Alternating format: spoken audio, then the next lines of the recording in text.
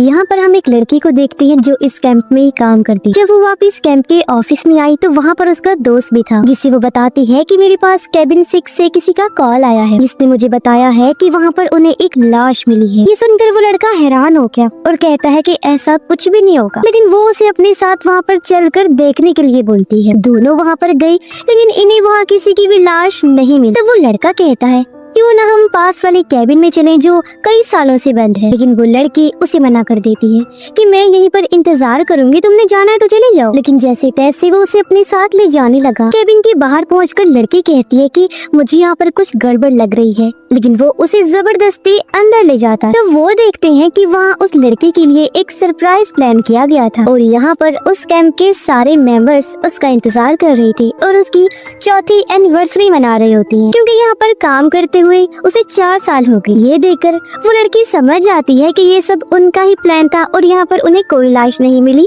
और सरप्राइज से वो काफी खुश हो जाती है। जिसके बाद सब मिलकर वहाँ खूब मस्ती करते हैं।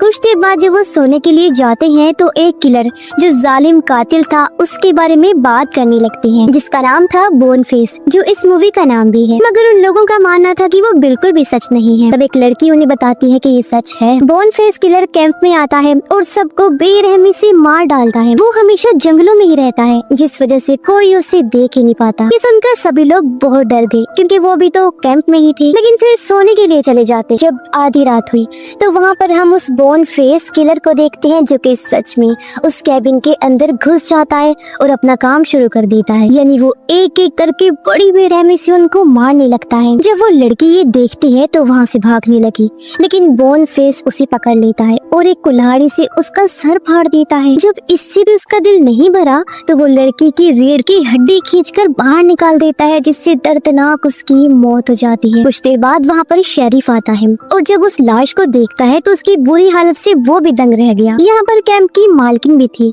जो उन लाशों की हालत देखकर वॉमिटिंग करने लगती है, क्योंकि ऐसी बुरी हालत देखकर उसकी तबीयत खराब हो गई। शेरिफ उन लाशों को देखकर समझ आता है कि ये जरूर उसी बोनफेस किलर का ही काम है, जो कैंप्स में जाकर लोगों को मार देता है। उसके साथ डेप्यूटी भी होती है, जो कि इस केस में उसके साथ काम कर रही है। शेरिफ डेप्यूटी से कहता है कि हमें यहाँ पर छानबीन करनी पड़ेगी, क्योंकि आधी रात हो रही है। कातिल यहाँ से भी दूर नहीं गया होगा, वो आस पास ही कहीं छुपा होगा। फिर शेरिफ कैंप की मालकिन को भी घर जाने का कहता है। वो कहती है कि ये सभी लोग मेरी फैमिली की तरह थे, तो आप लोग इस कातिल को बिल्कुल भी नहीं छोड़िएगा। शेरिफ कहता है कि आप परेशान ना हो, हम इसे पकड़ के ही रहेंगे। इसके बाद शेरिफ अपनी गाड़ी में आया और रेडियो से अपनी टीम को यहाँ पर आने के लिए कहता है और बताता है कि इस कैंप में ढेर सारे खून हो गए हैं। उसके बाद वो डेप्यूटी के साथ जंगल में जाकर छानबीन करने लगता है, जहाँ एक पेड़ पर उन्हें खून नजर आया, जिससे वो समझ जाते हैं कि जरूर वो कातिल यहीं से गुजरा होगा। आगे बढ़ने पर कुछ दूर उन्हें एक जगह गाड़ियाँ खड़ी हुई नजर आती हैं।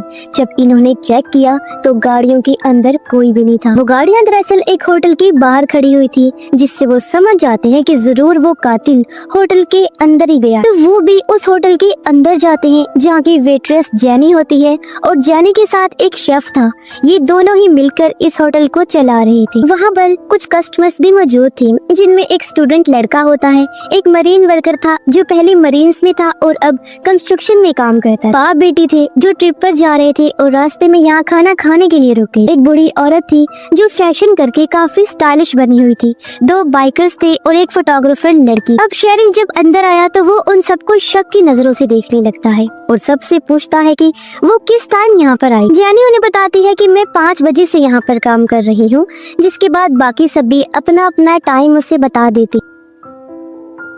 फिर शेरिफ सबसे पूछताछ करता है कि वो लोग कहाँ से आए हैं और कहाँ पर जा रहे हैं। तो सभी लोग उसे अपने अपने बारे में बताने लगते हैं। फादर की बेटी मरीन वर्कर को घूर रही थी, जिस वजह से वो उस पर गुस्सा करता है और पूछता है कि आखिर तुम मुझे क्यों घूर रही हो। अब ऐसा लग रहा था जैसे वो लड़की मरीन वर्कर को पहले से ही जानती है। खैर अब शेरिफ फोटोग्राफर के पास जाता है और उसकी खींची हुई तस्वीरों को देखने लगा, क्योंकि उसे पता था कि उनमें से ही कोई एक कातिल। अब डेप्यूटी को बोनफेस किलर की फोटो मिलती है और जब वो शेरिफ को दिखाती है तो शेरिफ वो फोटो लेकर बाहर उस जगह पर जाता है जहाँ वो फोटो खींची गई। तब उसे डस्टबिन के ऊपर खून नजर आता है।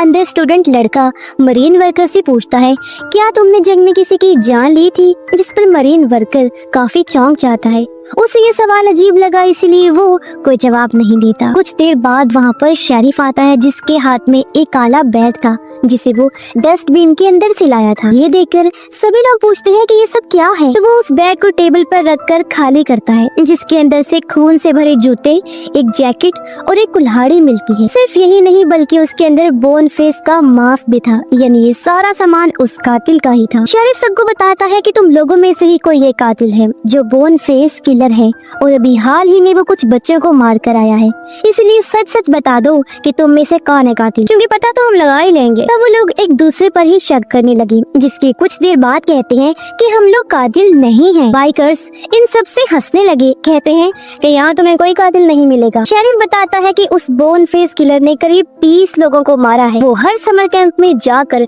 लोगों को बेरहमी से मार डालता है। अभी 1 घंटा पहले कैंप मैरीगोल्ड में कई सारे लोग मारे गए हैं, जिन्हें मार कर वो कातिल यहाँ पर आकर छुप गया है। और हाँ, जब तक ये केस किसी नतीजे पर नहीं पहुँच जाता कोई भी यहाँ से बाहर नहीं जाएगा। हम लोगों ने पहले ही रोड्स ब्लॉक कर दिए हैं, तो अगर वो कातिल भागने की कोशिश करेगा भी तो पकड़ा जाएगा। बाइकर्स ये सुनकर गुस्सा होने लगते हैं और कहते हैं कि तुम लोगों के पास कोई वारंट नहीं है और तुम ये सब कुछ नहीं कर सकते। मगर शेरिफ उनकी बात अनसुनी करके डेप्यूटी से कहता है कि इन सारी चीजों को ले जाकर गाड़ी के ट्रंक में रख दो, ताकि हमारी टीम जब यहाँ पर आए तो वो इसके बारे में इन्वेस्टिगेट कर सके। उसके बाद वो बाहर क्लोज्ड का बोर्ड लगा देता है, यानी होटल बंद, जिसका मतलब कि अब कोई नया कस्टमर अंदर नहीं आ सकता और ना ही ये लोग बाहर जा सकते हैं। डेप्यूटी उस सारे सामान को गाड़ी के ट्रंक में रख देती है, फिर अंदर आकर फीमेल्स की चेकिंग करने लगती है कि उनके पास कोई हथियार तो नहीं, पर उसे कुछ भी नहीं मिलता। लेकिन जब वो मरीन वर्कर के जूते चेक करते हैं तो उसके अंदर से एक तेज चाकू निकलता है जिसे वो अपने पास रख लेते हैं। वो बाइकर्स चेकिंग करवाने से मना कर रहे थे, लेकिन वो लोग जबरदस्ती उनकी चेकिंग करते हैं, मगर उनके पास से भी उन्हें कुछ नहीं मिलता। वो बूढ़ी औरत वॉशरूम में जाती है जहाँ फोटोग्राफर लड़की आकर कहती है कि मैं तुम्हारे बारे में सब जानती हूँ, तुम्हारी हकीकत। जो सुनकर बूढ़ी औरत काफी हैरान रह गई और उसे कहती है कि प्लीज बाहर जाकर इस बारे में किसी को भी मत बताना। जब उस बेटे का बाप वॉशरूम से बाहर निकलता है तो वो बाइकर्स की बातें सुनने की कोशिश करता है, लेकिन बूढ़ा बाइकर उसे डांट कर वहाँ से भगा देता है। दोनों बाइकर्स आपस में बात कर रहे होते हैं कि वो डेप्यूटी और शेरिफ को पीट कर यहाँ से भाग जाएंगे, क्योंकि यहाँ पर हमारा टाइम ही जाया हो रहा है। जेनी जब फोटोग्राफर के पास कॉफी लेकर आती है तो उसने देखा कि वो अपने लैपटॉप में बोन फेस किलर की फोटो खोलकर बैठी। ये देखकर जेनी कहती है कि मुझे ये फोटो देखकर डर लग रहा है, इसीलिए तुम ये सारी तस्वीरें डिलीट कर दो ना। अब शेरिफ कहता है कि तुम सब अपने अपने जूते मुझे चेक करवाओ, क्योंकि कातिल के जूते 9.5 नंबर के हैं। वो सबसे पहले उस मरीन वर्कर के जूते देखता है जिसका नंबर 10 था। ये सुन स्टूडेंट लड़का कहता है कि ये बिल्कुल फजूल स्टूपिड सा पॉइंट है, क्योंकि कोई भी इंसान बड़े या छोटे जूते पहन सकता है, इसमें कोई मसला नहीं है, कोई हर्ज नहीं है। शेरिफ फिर उस बूढ़ी औरत के पास जाता है, जो देखकर वो बूढ़ा बाइकर शेरिफ से कहता है कि क्या तुम पागल हो, इसकी चेकिंग क्यों कर रहे हो? भला कोई औरत इतने कत्ल कैसे कर सकती है? इस पर स्टूडेंट लड़का कहता है कि कर सकती है, क्यों नहीं कर सकती? तुमने मशहूर फीमेल किलर के बारे में नहीं सुना? उसने बहुत सारे बच्चों को मारा था। फिर शेरिफ उस बूढ़ी औरत का जूता चेक करता है जिसका नंबर 7 होता है। फिर वो एक एक करके उनके जूते का नंबर चेक करते हैं, लेकिन किसी का भी नंबर मैच नहीं होता। मगर जब वो बाइकर्स के पास जाते हैं तो वो अपने जूते निकालने को तैयार नहीं थे। ये देखकर शेरिफ को गुस्सा आ गया और वो उस बूढ़े बाइकर पर अटैक कर देता है, जिससे वो बाइकर डर जाता है और उन्हें अपने जूते दिखा देता है, और उनके जूते भी मैच नहीं करते। इसके बाद वो शेफ के जूते मांगते हैं जिसका नंबर 10 था और जेनी का था 7.5। स्टूडेंट जब देखता है कि ये तरीका भी काम नहीं किया तो अब वो शेरिफ की मदद करना चाहता है, क्योंकि वो जान चुका था कि किलर कौन है। वो फौरन शेरिफ को अपने पास बुलाता है। एक पेन लेकर उसने लिखा कि मुझे पता है कि कातिल कौन है। शेरिफ ये देखकर सबसे कहता है कि मैं जरा इस स्टूडेंट लड़के के साथ ताज़ी हवा लेने के लिए बाहर जा रहा हूँ। लेकिन कुछ देर बाद शेरिफ स्टूडेंट के साथ जब अंदर आया तो उसके मुंह से झाग निकल रहा होता है। वो तड़पने लगा और देखते ही देखते स्टूडेंट लड़के की मौत हो जाती है। ये देखकर शेरिफ हैरान रह जाता है। उसने सबसे कहा कि किसी ने इसके खाने में जहर मिला दिया था, क्योंकि वो कातिल जान चुका था कि इसको उस कातिल का पता चल गया है। लेकिन वो सब ये कहते हैं कि क्या पता शेरिफ ही कातिल हो जिसने स्टूडेंट को मार डाला हो। लेकिन शेरिफ गुस्से में कहता है कि तुम लोग यूं मुझ पर उंगलियां नहीं उठा सकते। सब लोग पूछते हैं कि स्टूडेंट लड़के ने किसका नाम लिया था। कि कौन है कातिल। तो शेरिफ बताता है कि वो बस उसका नाम लेने ही वाला था, लेकिन उसकी तबीयत अचानक ही खराब होने लगी। सभी कहते हैं कि अगर खाने में जहर था तो इसका जवाब जानी से लें, क्योंकि यहाँ एक ही वेट्रेस है और वो ही सबको खाना देती है। ये सुन जेनी भड़क गई, कहती है भला मैं उसे क्यों मारूंगी। इस बहस के बाद वो सब स्टूडेंट लड़के की लाश को बाथरूम में रख देती है। शेरिफ उनसे कहता है कि अब मैं कुछ सवाल पूछूंगा सबसे, तो सभी उनके सही सही जवाब देना। सबसे पहले वो मरीन वर्कर से पूछता है कि क्या तुमने गोल्फ की जंग लड़ी थी। तो मरीन वर्कर बताता है कि हाँ।